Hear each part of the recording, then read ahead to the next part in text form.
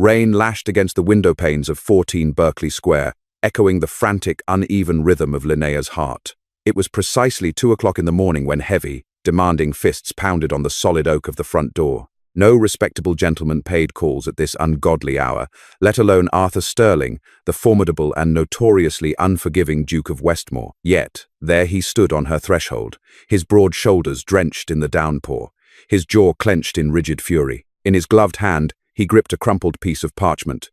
It was the letter, the scandalous, devastatingly honest, supposedly anonymous confession she had never intended for his eyes. Her quiet, invisible life was effectively over. Parchment, ink, and a momentary lapse of reason were all it took to dismantle a life of carefully curated obscurity. Linnea Penhaligon had spent the past 4 years perfecting the art of being invisible.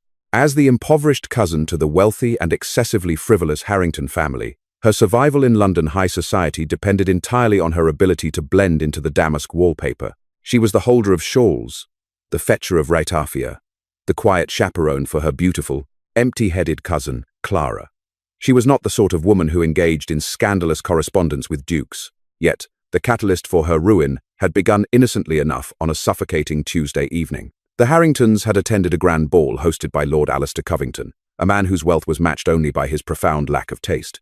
The ballroom had been a stifling sea of silk, sweat, and forced laughter. Linnea, relegated to her usual corner behind a massive, dying potted fern, had spent the evening observing the grotesque theatre of the Tun, and the undisputed star of that theatre had been Arthur Sterling, the Duke of Westmore. He was a man carved from marble and ice, moving through the crowd with an arrogant grace that commanded immediate deference. Society worshipped him for his title and his immense fortune, conveniently ignoring the coldness in his pale grey eyes.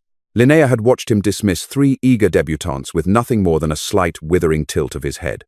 She had watched him effortlessly outmaneuver a notoriously corrupt politician, Lord Hastings, with a few quietly spoken words that had left the older man pale and sweating. But it was not his power that had compelled Linnea to put pen to paper later that night. It was the fleeting, unguarded moment she had witnessed when the Duke believed himself to be entirely alone. Seeking a moment's respite from the noise, Linnea had slipped into the dimly lit library. A few minutes later, the Duke had entered. He had not seen her tucked into the shadows of a wingback chair. She watched as the untouchable Arthur Sterling leaned heavily against a mahogany desk, dropping his head into his hands with a heavy, ragged sigh that spoke of bone-deep exhaustion and a profound, gnawing isolation. For a single minute, the mask of the ruthless aristocrat shattered, revealing a man burdened by ghosts she could not begin to comprehend. When Linnea returned to her modest bedchamber at Berkeley Square, her mind was a tempest. She was a creature of intellect trapped in a world that valued only decorative silence. Her frustration, her keen observations, and an inexplicable, infuriating fascination with the Duke poured out of her. She lit a single candle and began to write. It was meant to be an exercise in catharsis, a private journal entry disguised as a letter she would never send. She wrote of the hypocrisy of his peers, but more damningly, she wrote of him. She dissected his arrogant facade. She detailed the exact angle of his condescending sneer, contrasting it with the broken man she had seen in the library. She wrote, with startling boldness, that a title could not insulate a man from his own soul, and that his calculated cruelty was merely a shield for a coward terrified of genuine human connection. It was a brilliant, scathing, and dangerously intimate psychological portrait. She did not sign it. It was a release of pressure, a shout into the void. Her fatal error occurred the following morning. Exhausted from a sleepless night, her mind was muddled by the lingering fog of her emotional outpouring. She had genuinely intended to write a polite, mundane letter to her childhood friend, Miss Genevieve Clark in Somerset, inquiring about the weather and the upcoming village fete. Instead, in the chaotic rush to prepare Clara for a morning ride in Hyde Park, Linnea hastily folded the venomous, anonymous diatribe, meant for the fire. She reached for the sealing wax. The Harrington crest was out of reach, so she used a simple, unadorned brass seal she had purchased from a cheap vendor in Covent Garden, a seal depicting a solitary, asymmetrical star. To make matters worse, she accidentally dripped a bit of Clara's highly distinctive, custom-blended lavender and bergamot perfume onto the parchment while reaching for the ribbon. She shoved the sealed missive into an envelope, hastily scribbled a directional note for the footman, Ewan, and rushed downstairs. "Ewan, please ensure this reaches the post," Linnea had said, handing him the envelope. Ewan, a boy barely 16 and prone to distraction, had nodded.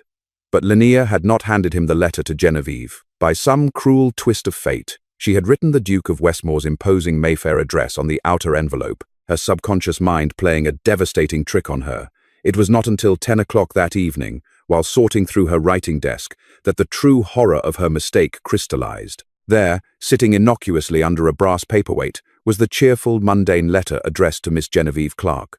Linnea stared at it, her blood running cold. The air in the room suddenly felt too thin to breathe. She tore through her drawers, her hands shaking violently. The anonymous letter was gone. She squeezed her eyes shut, a wave of pure nausea washing over her. She had mailed a fiercely critical, deeply personal dissection of the most powerful peer in England directly to his London residence. Even unsigned, it was a disaster. If he somehow traced it back to the Harrington household, her uncle would cast her out into the streets without a second thought. She would be utterly ruined. "Calm down," she whispered to herself in the silent, oppressive dark of her room. "It is anonymous. He receives hundreds of letters. He will likely burn it unread. He has no way of knowing it was me." She repeated the mantra for hours, pacing the worn rug until her bare feet ached. But as the grandfather clock in the downstairs hallway chimed midnight, and then 1 o'clock, a creeping sense of dread settled into her bones. The Duke of Westmore was not a man who let insults slide into the ashes. He was a hunter. Fierce winds battered the Harrington townhouse, driving rain against the glass in a howling tempest. The house was entombed in sleep. Clara and her parents had retired hours ago, blissfully ignorant of the poor relation pacing her attic room in an agony of anticipation. When the hall clock began its slow, melancholic strike of 2 o'clock, Linnea finally sat on the edge of her narrow bed, dropping her face into trembling hands. Exhaustion pulled at her, but adrenaline kept her eyes wide open in the dark. Then she heard it, faint at first, masked by thunder, the distinct clatter of iron-shod hooves on the cobblestones of Berkeley Square, followed by the heavy grind of carriage wheels coming to a halt directly below her window. Linnea's breath hitched. She crept to the glass, parting the heavy velvet curtains a fraction of an inch. Down below, illuminated by the sickly yellow light of a solitary street lamp, sat a massive, uncrested black carriage. A footman in dark livery leaped down, snapping open an umbrella as the door swung open. A tall figure emerged into the driving rain. Even from 2 stories up, swathed in a heavy greatcoat and a top hat pulled low, his commanding, impatient posture was unmistakable. It was Arthur Sterling. Before Linnea could fully process the impossibility of his arrival, the silence of the sleeping house shattered. Bang, bang, bang. The knocking was not polite. It was a heavy, rhythmic pounding against the front door demanding immediate surrender. Linnea spun away from the window, her heart hammering wildly against her ribs. He was here. He had found her. How? It didn't matter. The predator was at the door. She heard the muffled, confused stirring of Mrs. Higgins, the elderly housekeeper, from the basement quarters. If Mrs. Higgins opened the door, the Duke would demand her employers. The entire household would be roused. Clara would scream, her uncle would bluster, and Linnea would be cast out before dawn. No, Linnea hissed to herself. She had to intercept him. She didn't bother changing out of her simple white cotton nightgown. Throwing a heavy, dark blue woolen shawl over her shoulders, she snatched a cold brass candlestick from her dresser for a meager sense of protection and bolted out the door. She flew down 2 flights of stairs, bare feet silent on the carpet runner. The pounding resumed, louder this time, echoing like cannon fire in the grand, vaulted entryway. "I am coming!" she whisper-shouted, rushing across the marble foyer just as Mrs. Higgins, clutching a robe and a flickering taper, peered around the green baize door. "Miss Linnea," the housekeeper croaked, eyes wide with fear. "Who in heaven's name?" "Go back to sleep, Mrs. Higgins," Linnea commanded with rare authority. "It is a matter concerning my uncle's business. I will handle it." Looking doubtful, Mrs. Higgins retreated back into the shadows as a terrifying pounding shook the wood again. Linnea took a deep, shuddering breath. Her hands shook so violently she could barely turn the heavy iron key. She pulled back the deadbolt, and the heavy oak door swung inward, caught immediately by a gust of freezing wind and rain. Arthur Sterling stepped across the threshold, bringing the storm in with him. He was a massive shadow in the dim foyer. He stripped off his soaked top hat, tossing it onto a nearby chair without looking, and raked a gloved hand through damp, dark hair.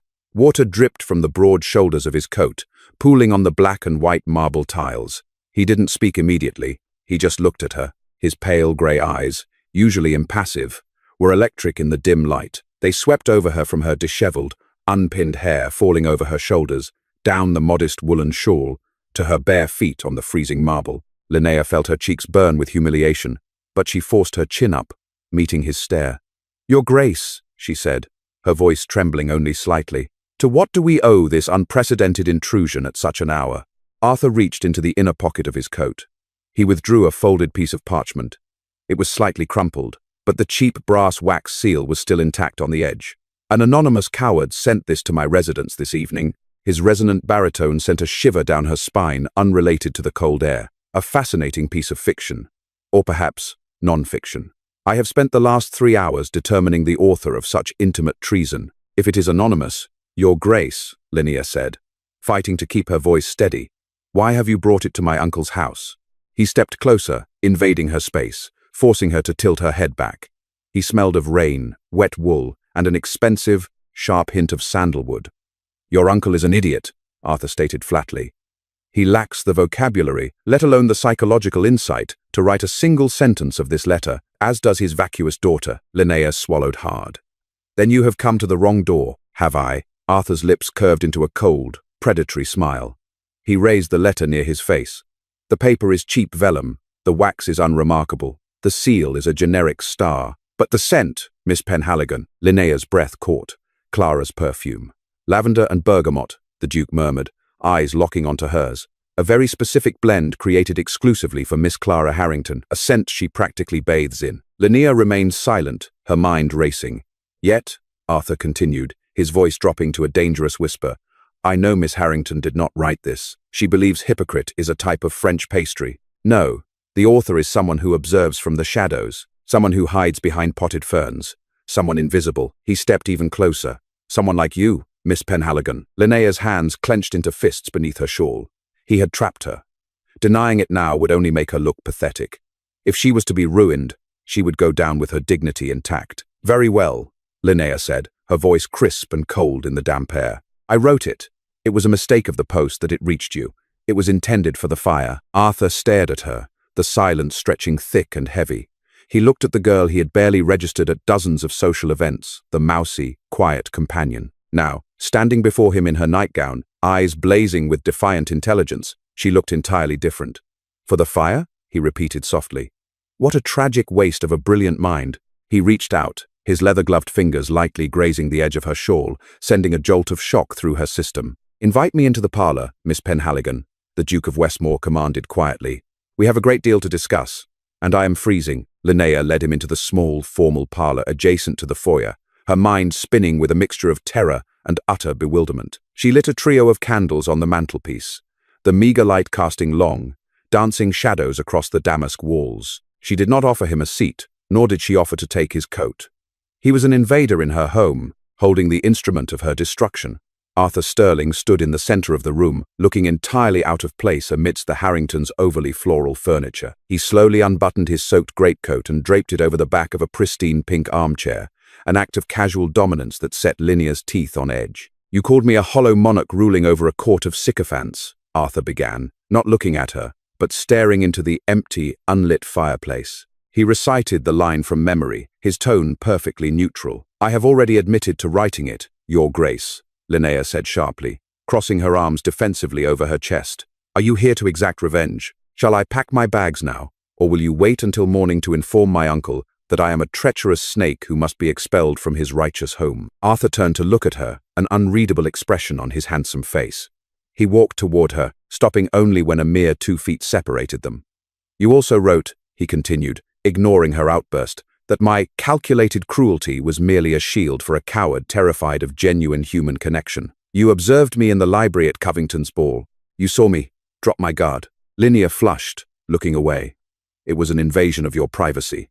I apologize for that, if nothing else." "Don't apologize," he snapped, the sudden harshness in his voice making her flinch. "I despise apologies. They are the currency of the weak," he sighed, pinching the bridge of his nose. When he looked at her again, the ice in his eyes had cracked, just a fraction. "You saw what no one else in this god-forsaken city has seen in 10 years. Miss Penhaligon, you saw the truth." Linnea frowned, utterly disarmed. "The truth?" "That I am drowning," he stated flatly. The admission hung in the air, heavy and incongruous coming from the most powerful man in Mayfair. Linnea stared at him, the defensive wall she had erected momentarily crumbling. She saw the shadows beneath his eyes, the tight lines of strain around his mouth that the flickering candlelight accentuated. I do not understand, Linnea said softly. Arthur began to pace the small room, his large frame making the space feel incredibly claustrophobic. 2 weeks ago, my younger brother, Thomas, accumulated a gambling debt so catastrophic it borders on treason. He owes £80,000 to a man named Silas Thorne, a man who operates in the darkest, most violent gutters of London, Linnea gasped. £80,000 was a fortune. It was ruinous. Thorne is not a man who accepts simple payment, Arthur continued, his jaw tightening. He desires leverage. He wants a seat at the table of the elite, and he is using Thomas's debts to blackmail me into backing his illegal shipping ventures in the House of Lords. If I refuse, he will ruin Thomas. He will release promissory notes that prove Thomas embezzled funds from a military charity to cover his initial losses. Thomas will hang or be exiled. Why are you telling me this? Linnea asked, her voice a barely audible whisper. I am no one. Arthur stopped pacing and turned to face her. Because you are the exact opposite of no one, Miss Penhaligon. You are the only person who looked at me and didn't see a title, or a fortune, or a stepping stone. You saw a man backed into a corner. You possess a terrifyingly sharp intellect. And more importantly, you are entirely invisible to society. No one watches you. No one suspects you. Suspects me of what? Of helping me destroy Silas Thorne, Arthur said, his eyes locking onto hers with a burning, desperate intensity. Linnea took a step back, her mind reeling. Me? Help you? Your Grace. I am a companion. My greatest challenge is ensuring Clara's ribbons match her slippers. I know nothing of blackmail or the underworld. You know how to observe, Arthur countered, closing the distance between them again. You know how to read people, how to dissect their motivations. You did it to me in less than a page of parchment. I need that mine. I have a plan to infiltrate Thorne's operation, to steal back the ledgers that condemn my brother. But I cannot do it alone. I am watched constantly. Every move I make is scrutinized by the Ton and by Thorne's spies. He reached into his pocket and pulled out the crumpled letter. He held it up between them. I came here tonight prepared to ruin whoever wrote this, Arthur admitted, his voice low and remarkably candid. But when I realized it was you, when I saw you standing in the foyer, terrified, but refusing to cower, a different path presented itself. You want me to be your spy, Linnea said, stating it plainly. I want you to be my fiancé, Arthur corrected smoothly. The words dropped like anvils onto the parlor floor. Linnea's mouth opened, but no sound came out. She stared at him as if he had suddenly sprouted a second head. Are you insane? She finally managed to choke out. It is the perfect cover, Arthur explained, his tone infuriatingly logical, as if he were discussing a business transaction. If the aloof, untouchable Duke of Westmore suddenly loses his mind and becomes fiercely, obsessively engaged to an impoverished, unknown wallflower, society will be utterly scandalized. They will talk of nothing else. Thorne will assume I am distracted by love, or lust, or madness. It will give me the blind spot I need to maneuver against him. And what of me? Linnea demanded, her shock morphing into anger. You sweep into my life at 2 a.m, threaten me with a letter, and demand I bind myself to a scandal. When this fake engagement ends, I will be the punchline of London. I will be ruined anyway. You will be rich, Arthur corrected her. I will settle £20,000 into a private account in your name the day we announce the engagement. When we break it off, claiming irreconcilable differences, of course you will have the financial independence to go wherever you wish. You will never have to fetch another shawl for your vapid cousin again. £20,000. It was a staggering sum. It was freedom. It was a house in the country, a library of her own, with the ability to breathe without asking for permission. Linnea looked away from him, staring at the flickering candles. Her heart was hammering a frantic rhythm against her ribs. It was madness. It was dangerous. Silas Thorne sounded like a man who killed without hesitation. But the alternative? To return to the shadows? To fade away into an old, bitter spinster in her uncle's attic? She looked back at Arthur Sterling. The formidable Duke was waiting, the fate of his family hanging by a thread, held in the hands of a woman he had ignored for years. What exactly, Linnea asked, her voice steadying, would my duties as your fake fiancé entail? A slow, genuine smile, the first she had ever seen, touched the corners of Arthur's mouth, transforming his harsh features into something dangerously handsome. First, he said softly, you will have to learn how to pretend that you do not despise me.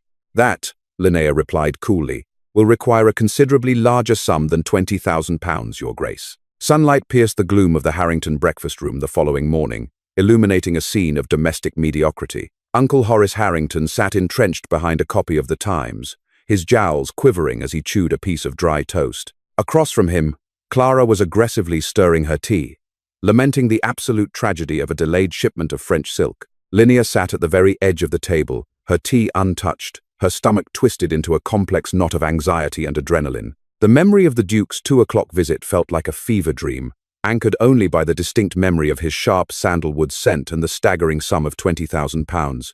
Linnea, do stop staring at the marmalade as if it has offended you, Clara snapped, adjusting the lace on her morning gown. It is depressing.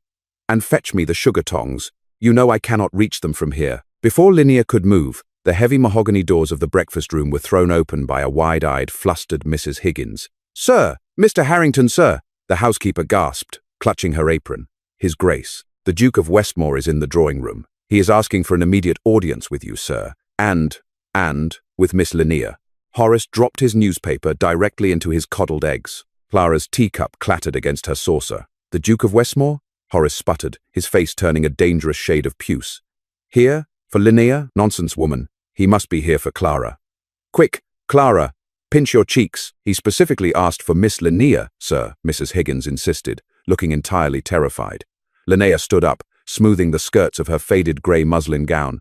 I will go to him, uncle. 10 minutes later, Horace and Clara stood paralyzed in the center of the drawing room as Arthur Sterling, impeccably dressed in a tailored midnight blue morning coat and crisp cravat, delivered the performance of a lifetime. He did not look like a desperate man being blackmailed. He looked like a man utterly, profoundly conquered by love. I realize this is highly unconventional, Mr. Harrington, Arthur said smoothly, his hand resting respectfully on the back of Linnea's chair.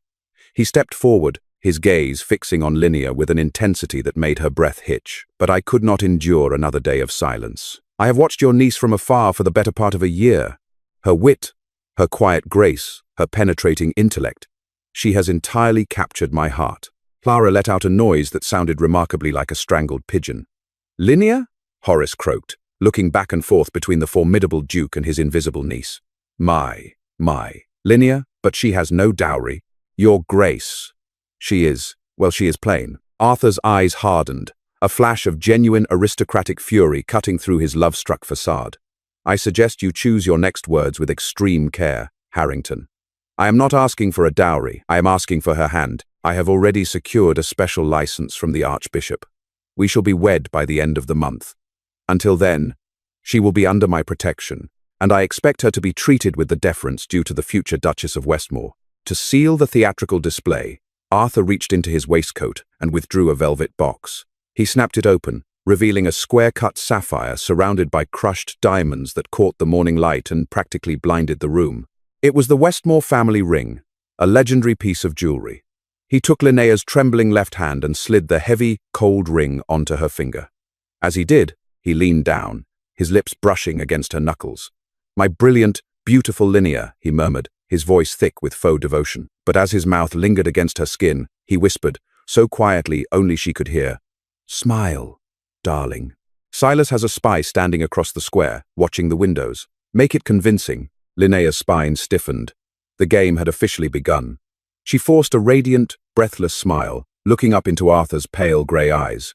She reached out, resting her free hand gently against the lapel of his coat. Oh, Arthur, she breathed, injecting as much dramatic adoration into her voice as she could muster. You have made me the happiest woman in England. The effect was instantaneous. Horace practically collapsed into a nearby armchair, calculating his sudden elevation in social standing, while Clara burst into genuine, bitter tears and fled the room. Once they were safely ensconced in Arthur's luxurious carriage, pulling away from Berkeley Square, the atmosphere instantly shifted. The besotted lover vanished, replaced by the calculating strategist. Arthur leaned back against the plush leather squabs, running a hand over his face. Excellent performance, Miss Penhaligon, he noted dryly. You possess a terrifying aptitude for deceit. I have spent 4 years pretending to care about Clara's embroidery, Linnea shot back, admiring the heavy sapphire on her hand. Deceit is my primary occupation. Now, tell me about Silas. Why are his spies watching my uncle's house? Because Silas is a paranoid creature, Arthur explained, his expression turning grim. He knows I have been cornered. He knows I possess the political influence to push Lord Liverpool, the Prime Minister, to support his illicit ventures. But he also knows I am searching for a way out. My sudden betrothal to a penniless unknown will confuse him. He will try to find the angle. He will try to find your weakness. Does he know we are faking it? He will suspect it, Arthur said, his gaze locking onto hers. Which is why we must be flawless. You are about to enter a viper's nest, Linnea. Society will tear at you out of jealousy, and Silas will probe you for vulnerabilities. You must be untouchable. And your brother, Thomas? Linnea asked softly. Where is he? Arthur's jaw clenched. Hidden. For his own protection, and to keep him from making another catastrophic wager at White's Club. But he will be forced to attend Lady Castlereagh's assembly tomorrow evening. We must present a united, joyous family front. It will be your society debut as my fiancé. Are you prepared?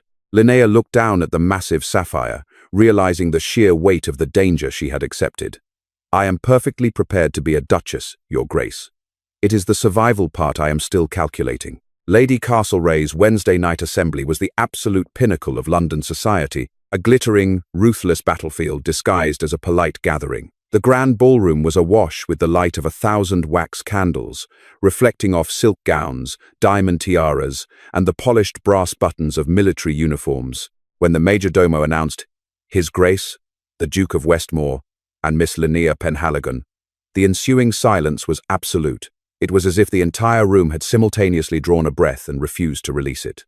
Linnea stood at the top of the grand staircase, her hand resting lightly on Arthur's arm. Madame Elise, London's premier modiste, had worked a miracle in 2 days, outfitting Linnea in an exquisite gown of deep emerald silk that brought out the hidden fire in her hazel eyes and complemented her pale complexion. She looked regal. She looked like she belonged. Chin up, Arthur murmured near her ear, his breath warm against her skin. They are going to stare. Let them.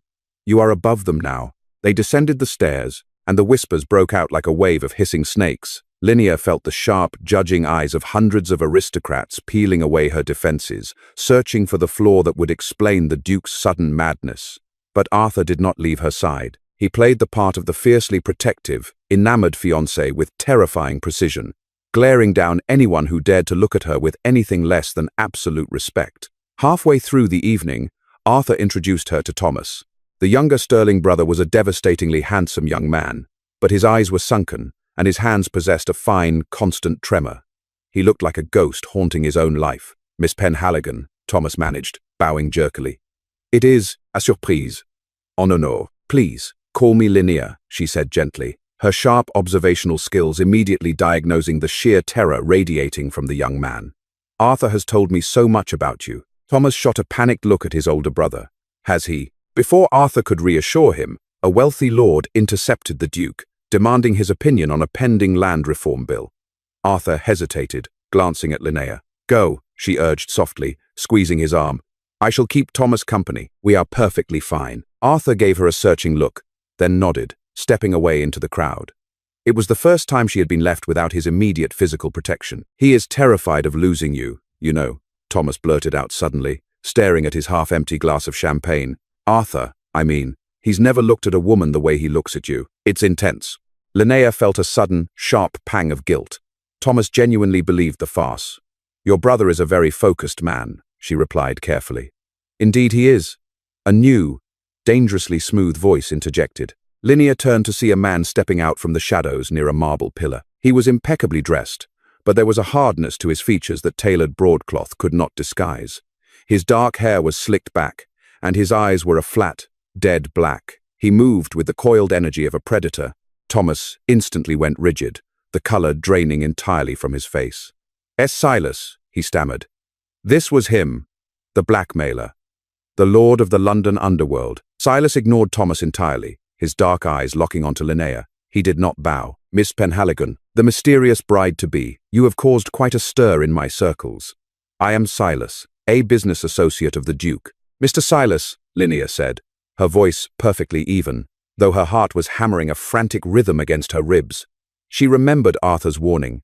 She remembered her own anonymous letter. She was a master observer. She forced herself to look at the man not as a threat, but as a puzzle. She noticed the faint, white scar crossing his left jawline, a knife wound, poorly healed. She noticed the aggressive, overly firm grip he had on his walking stick, betraying a need for physical dominance. But most importantly, she noticed a tiny smudge of dark soot on the pure white cuff of his shirt. Not fireplace soot, coal dust, the kind found near the river docks. I confess, Miss Penhaligon, I was surprised by Arthur's choice, Silas continued, taking a step closer, crowding her space. It was an intimidation tactic. He usually prefers women with established pedigrees, not hidden little mice from the Harrington attic.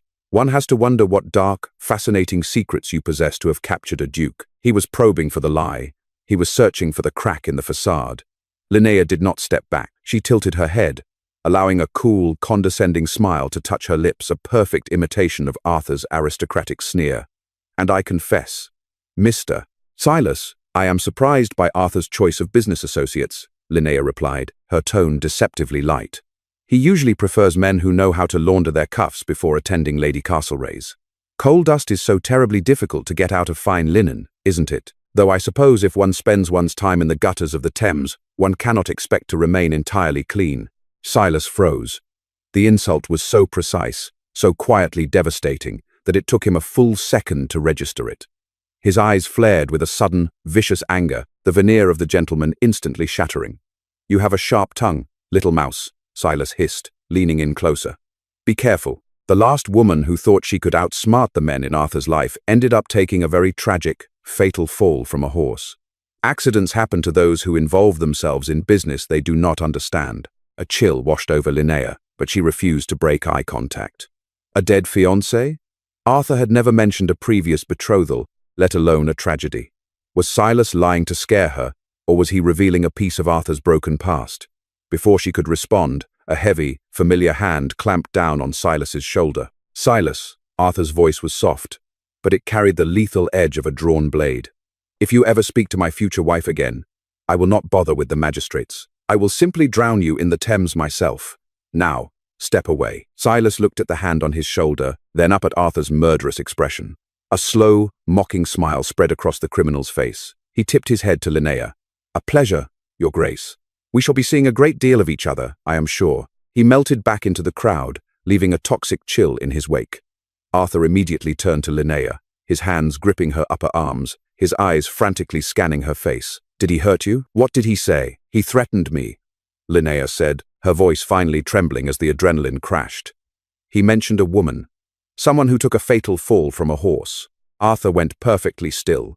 The color drained from his face, leaving him looking like carved marble. For a moment, the untouchable Duke of Westmore looked utterly, profoundly broken. We are leaving, Arthur commanded hoarsely, dropping his hands from her arms. As he turned to lead her through the crowd, Linnea realized with a sinking feeling that the anonymous letter she had written had barely scratched the surface of Arthur Sterling's demons. And by agreeing to this fake engagement, she hadn't just stepped into a viper's nest, she had chained herself to a man who was already bleeding to death from the poison. Inside the swaying carriage, the silence between them was not merely heavy. It was a physical weight pressing against Linnea's chest. The rhythmic clatter of hooves on the cobblestones of Mayfair seemed entirely too loud as they fled Lady Castlereagh's assembly. Arthur sat rigidly in the opposite corner, his face obscured by the shadows, his breathing shallow and fast. Linnea studied him, the adrenaline of her encounter with Silas slowly ebbing into a profound, aching empathy. The untouchable Duke of Westmore had been stripped of his armor with a single sentence from a criminal. Who was she? Linnea asked softly, her voice barely carrying over the rattle of the wheels. Arthur did not answer immediately. He turned his head toward the window, watching the rain-slicked streets blur past. For a long, agonizing moment, Linnea thought he would ignore her, retreating back into the icy fortress he had built around himself. Lady Beatrice Cavendish, Arthur finally said, the name tearing from his throat as if it possessed thorns. We were to be married 6 years ago. She was. She was entirely innocent of the world I operated in. She loved horses. She loved riding on the estate in Surrey. He leaned forward, resting his elbows on his knees, burying his face in his hands. The immaculate, powerful aristocrat looked suddenly, terrifyingly fragile. Silas was just beginning his ascent in the London underworld, Arthur continued, his voice a low, ragged rasp. He wanted to secure a government contract for a fleet of merchant ships. He knew the ships were unseaworthy, meant only to smuggle contraband, and he needed my influence in the House of Lords to push the approval through. I refused. I humiliated him publicly at a gentleman's club, calling him the gutter rat he was. I thought my title made me invincible. Linnea felt a cold dread pooling in her stomach. She reached across the carriage, her gloved hand hovering over his knee before she gently rested it there. Arthur flinched slightly at the contact, then let out a shuddering breath. 3 days later, Arthur said, staring at the floorboards. Beatrice's favorite mare bolted during her morning ride. The girth strap on her saddle had been deliberately, meticulously severed halfway through. It snapped when she took a jump. She broke her neck. She died instantly. Linnea gasped, her fingers tightening on his knee. Arthur, I am so sorry. There was no proof, Arthur spat, a sudden, vicious anger replacing his grief. Sir Richard Ford, the chief magistrate at Bow Street, investigated it himself. But Silas had paid off the stable boys, threatened the grooms, and covered his tracks flawlessly. The law could not touch him. Society called it a tragic accident. I called it murder. And I have spent 6 years waiting for the moment I could tear his empire to the ground. He looked up at her, his pale grey eyes burning with a terrifying intensity in the dim carriage light. And now he is doing it again. He is using Thomas's debts to force my hand, and he is threatening you. I was a fool, Linnea. I dragged you into a war because I was arrogant enough to believe I could protect you. Arthur suddenly sat back, his jaw setting into a hard, unforgiving line. The engagement is over. First thing tomorrow, I will announce that I have made a grave error in judgment. I will transfer the £20,000 to your account immediately. You will take your cousin and your uncle and go to the country. No. The single word hung in the air, sharp and unyielding. Arthur blinked, clearly taken aback by her immediate refusal. I beg your pardon, he demanded. I said no, Linnea repeated, sitting up straighter, her hazel eyes locking onto his. You do not get to make that decision for me. You barged into my home, proposed a scandalous arrangement, and utilized my intellect to buy yourself time. I am not a pawn you can simply sweep off the board because the game has become dangerous. Linnea, you do not understand what this man is capable of. I understand perfectly, she interrupted, her voice steady and fiercely determined. He is a monster.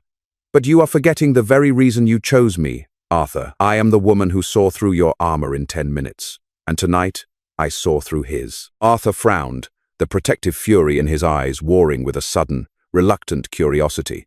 What do you mean? The coal dust, Linnea explained, her mind racing as she pieced the puzzle together. Silas wore a bespoke suit that cost more than my uncle's house, yet he had fresh coal dust on his right cuff. Why would a man of his immense, illicit wealth be anywhere near coal unless he was personally inspecting something at the docks?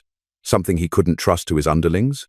Arthur went perfectly still. The smuggling operation. He uses the legitimate coal barges from Newcastle to hide the contraband. Exactly, Linnea nodded, a thrill of triumph coursing through her. He is paranoid, Arthur. You said it yourself. He doesn't trust his men with the ledgers or the most valuable shipments. If he is personally visiting the coal barges, that is where he keeps the leverage. That is where he keeps the promissory notes Thomas signed. A slow, dangerously brilliant smile spread across Arthur's face. The ghosts retreated, replaced by the calculating predator she had unmasked in her letter. He reached out, his large, warm hand covering hers where it rested on his knee.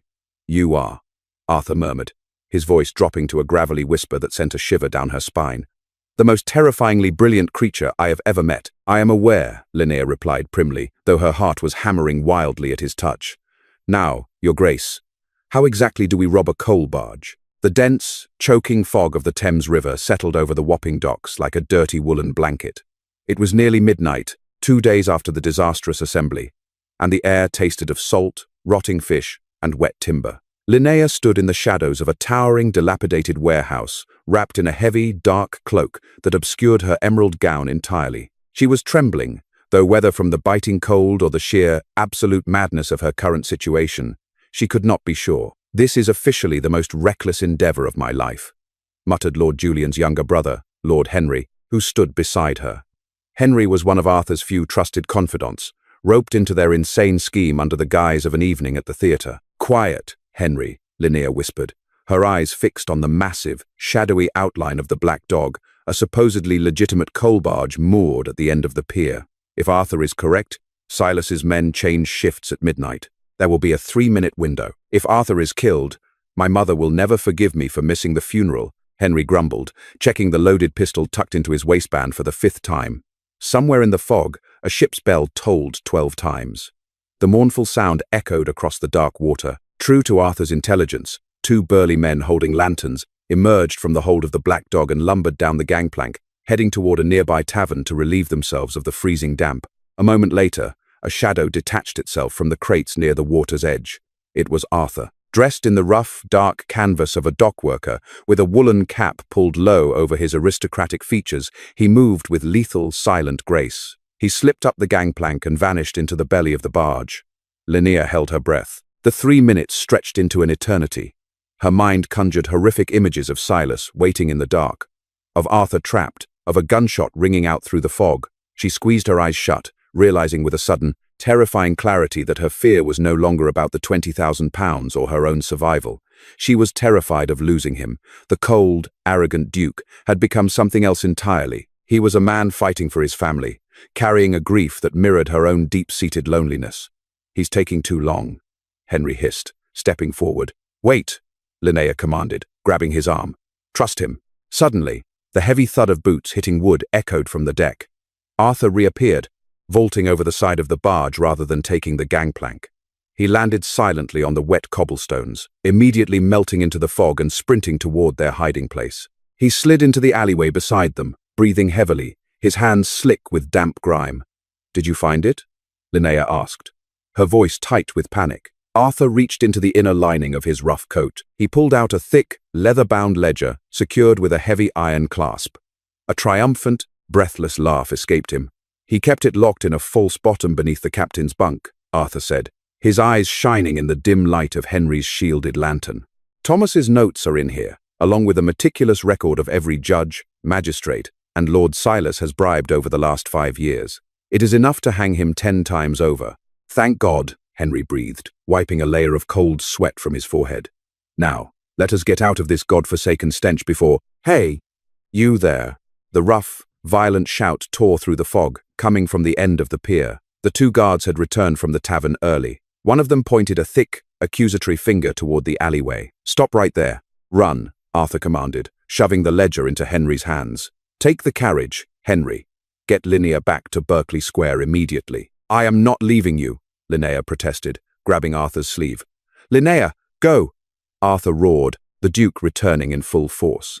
He drew a heavy, brutal-looking cudgel from his belt. "I will hold them off and lose them in the alleys. I know these streets better than they do. Henry, if anything happens to her, I will kill you myself." Henry didn't hesitate. He grabbed Linnea by the waist and practically dragged her down the winding, narrow street toward where they had hidden the carriage. Linnea fought him, turning her head just in time to see the 2 massive guards charge into the alleyway, raising their own weapons to strike at Arthur. "Arthur!" she screamed, the sound tearing from her throat, but the fog swallowed them whole. The clash of wood and the grunts of violent struggle echoed behind them as Henry shoved Linnea into the carriage, shouting at the driver to fly. As the carriage rattled violently over the cobblestones, carrying her away from the docks, Linnea clutched the heavy leather ledger to her chest. Her hands were shaking uncontrollably. She had the key to destroying Silas Blackwood. She had the leverage to save Thomas. But as she stared out into the impenetrable dark London fog, she realized that none of it mattered if Arthur Sterling did not survive the night. The journey back to Berkeley Square was an agonizing blur of shifting shadows and terrifying silence. Linnea sat rigidly in the swaying carriage, her arms wrapped protectively around the heavy leather ledger. Beside her, Henry was equally mute, his earlier bravado completely extinguished by the brutal reality of the Wapping docks. Every clatter of the carriage wheels sounded like a ticking clock, counting down the seconds of Arthur's life. When they arrived at the Harrington residence, the house was submerged in the deep, oblivious sleep of the early morning hours. Linnea and Henry slipped through the servants' entrance, bypassing the snoring housekeeper, and secluded themselves in the dimly lit library. 1 hour passed, then 2. Linnea paced the length of the Persian rug, her emerald silk gown rustling softly, a stark contrast to the rough, dangerous world she had just escaped. She refused to sit, refusing to entertain the horrific images flashing behind her eyes. Arthur cornered in an alley, overpowered by Silas's thugs, left broken on the cold cobblestones. "He is the Duke of Westmore," Henry offered weakly from the leather armchair, staring into the dead fireplace. "He was trained by the finest fencing masters in Europe. He knows how to survive." "Fencing masters do not prepare a man for a street brawl with dockside criminals," Linnea snapped, her composure finally fracturing. She stopped pacing and pressed her trembling fingertips to her temples. "I should never have let him go back. I should have stayed." Before Henry could formulate a reply, a faint, rhythmic scratching sounded at the heavy oak doors of the library. Linnea froze. Henry immediately reached for the pistol tucked into his waistband. Rising slowly, the scratching came again, followed by a low, strained voice. Linnea. She practically tore the doors open. Arthur leaned heavily against the doorframe. His appearance was a testament to extreme violence. His dark canvas coat was shredded at the shoulder. His face was marred by a severe bruise spreading across his left cheekbone, and a ragged cut above his eyebrow wept a steady stream of crimson. He was breathing in shallow, painful gasps, favoring his right leg, but he was alive. Arthur! The name tore from Linnea's throat. She abandoned all propriety, throwing her arms around his waist and pulling him into the room. He let out a sharp hiss of pain but immediately wrapped his heavy arms around her, burying his face in her hair. "I have you," he murmured against her ear, his voice ragged and exhausted. "I am here." Linnea clung to him, the sheer relief threatening to buckle her knees. The scent of rain, gunpowder, and the Thames clung to his clothes, but beneath it all was the sharp, familiar sandalwood that anchored her. In that moment, she realized with a profound and terrifying certainty that the £20,000 meant nothing. The fake engagement had become the truest thing in her life. Henry quickly bolted the library doors and rushed over to help support Arthur, guiding him to a sturdy wingback chair. "Did you lose them?" Henry asked, his voice shaking with relief. Eventually, Arthur rasped, leaning his head back and closing his eyes. "I led them through the rookeries near Spitalfields. A local gang decided they didn't like heavily armed outsiders in their territory, which deterred them. I had to walk the rest of the way." He opened his eyes, locking instantly onto Linnea. "The ledger?" Linnea retrieved the heavy book from the desk and placed it gently on his lap. "It is safe." Arthur's battered hands unfastened the iron clasp. The pages were filled with Silas's meticulous, damning handwriting. "This is it," Arthur said, a grim smile touching his bruised lips. "Records of illegal shipments, bribes, and Thomas's promissory notes, along with a detailed list of every corrupt official Silas owns." Linnea leaned over his shoulder, her eyes scanning the neat columns of names. She recognized several prominent figures of the ton, men who paraded their morality in the House of Lords while quietly taking Silas's coin. "With this, we can destroy him entirely," Arthur stated, his voice gaining strength. "I will take this to Lord Sidmouth, the Home Secretary, at first light. He will mobilize the military if necessary." "Wait," Linnea said, her keen eyes catching a specific entry near the bottom of the page. She pointed a slender finger at the name. "Look at this. Inspector R. Sterling, Bow Street." Arthur frowned, a distant cousin. "I knew he was stationed at Bow Street, but I had no idea he was on Silas's payroll." Suddenly, the heavy silence of the house was shattered by the sharp, violent sound of breaking glass from the hallway. Henry practically jumped out of his skin, raising his pistol. Arthur forced himself up, pushing Linnea behind him despite his injuries. They waited in agonizing suspense, but no further sound came. Henry slowly unbolted the door and slipped into the hallway. He returned a moment later, his face ashen, holding a jagged rock wrapped in parchment. "It has your name on it, Arthur." Arthur snatched the note.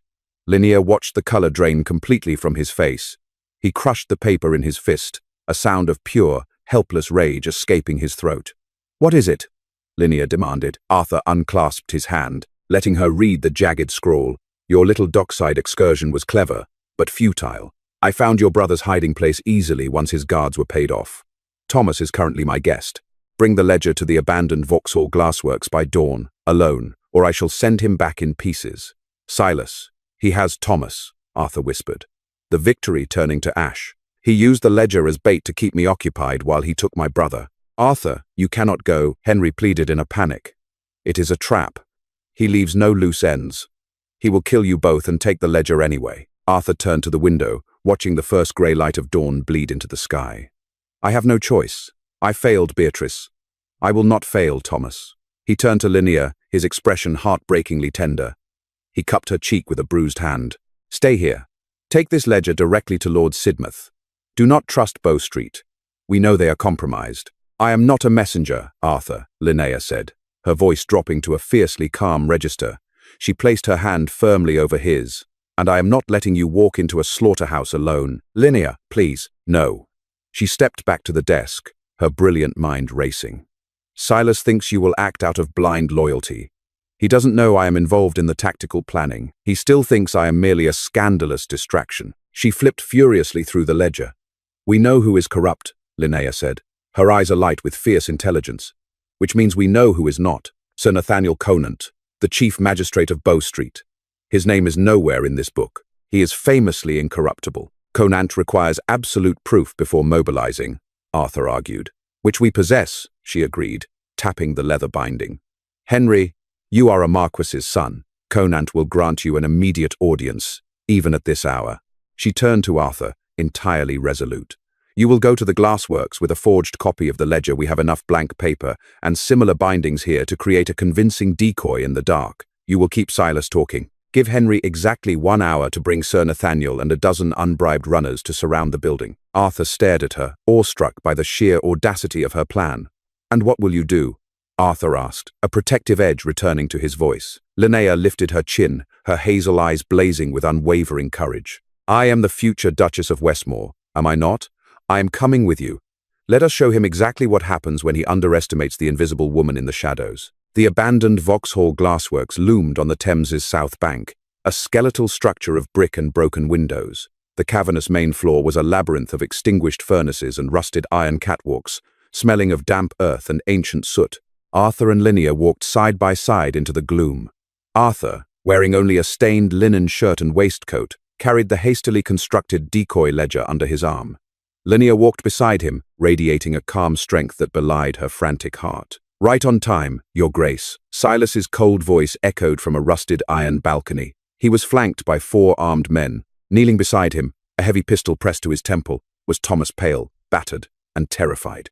Let him go, Silas, Arthur demanded, holding up the leather-bound book. Silas sneered, his gaze flicking to Linnea. You brought your pet mouse to witness your downfall. How romantic. The ledger for Thomas, Arthur repeated flatly. Face to face on the ground floor. If I throw it, the binding may break. Believing he had broken the Duke's spirit, Silas smirked. Very well. Bring him down. Silas and his guards descended, dragging Thomas into a tight semicircle on the dusty floor, weapons drawn. Linnea stood rigidly behind Arthur, her eyes darting toward the broken double doors. It had been 45 minutes. Where were the runners? The book, Silas demanded, pressing his pistol hard against Thomas's ribs. Arthur slowly extended the decoy ledger. But as Silas reached out, Linnea noticed a subtle shift in the shadows near the entrance, a flash of a red waistcoat. She needed to buy them 5 more seconds. You are a fool, Mr. Silas, Linnea's voice rang out. Silas froze, genuinely insulted. Excuse me. Linnea stepped out from behind Arthur, channeling every ounce of Mayfair's aristocratic disdain. You believe a gun to a boy's head grants you power. True power is foresight. Did you truly believe we would bring the real ledger here? She laughed, a harsh, mocking sound. The real ledger has been on the desk of Sir Nathaniel Conant for the past hour. Silas's face twisted into pure, unfiltered rage as the realization hit. Kill them! He roared, aiming directly at Arthur's chest. Before the hammer fell, the massive wooden doors burst open. In the king's name, drop your weapons. Sir Nathaniel Conant marched in, flanked by 24 heavily armed Bow Street runners and a breathless Lord Henry. Outnumbered by incorruptible officers, Silas's guards instantly surrendered. Silas, however, refused to yield. With a feral snarl, he turned his pistol toward Thomas. Arthur moved with blinding speed. Lunging forward, he tackled Silas to the ground. The pistol discharged harmlessly into the vaulted ceiling, raining down dust and glass. Arthur drove a heavy fist into Silas's jaw, knocking the criminal unconscious. Silence slammed back into the room, broken only by Thomas's ragged sobs of relief. Arthur pushed himself off the dirt floor, checking his brother, before turning his gaze entirely to Linnea. As Conant's men secured Silas in irons, the magistrate bowed. Your Grace, you have done the crown a great service. The credit belongs entirely to my future wife, Arthur said, his voice thick with emotion. He walked across the dusty floor, ignoring the chaos. He stopped in front of Linnea. The aristocratic ice had melted. He was just a man looking at the woman who had saved his life. You, Arthur whispered, tracing her jaw, are a terrifying, brilliant menace. Linnea smiled, a radiant expression lighting up the gloomy ruins. And you, Your Grace, are covered in soot and require a bath. Arthur let out a booming laugh. He dropped to one knee in the ash and dirt, taking her hand bearing the massive sapphire ring. Linnea Penhaligon, Arthur said, his grey eyes burning with devotion. I came to your door demanding a fiction to save my skin, but you saw the man beneath the title, and you fought for him.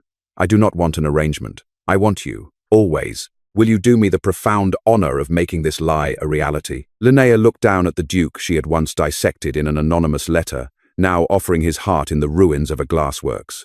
Yes, she whispered, tears spilling over her lashes. Yes, Arthur, I will. He stood, pulling her into a fierce, triumphant kiss, sealing a partnership forged in shadows but destined for the light. 6 months later, the Tun was still recovering from the shock. The wedding of the Duke of Westmore to the formerly invisible Linnea Penhaligon had been the event of the decade, entirely overshadowing the scandalous trial and subsequent imprisonment of Silas and his corrupt network.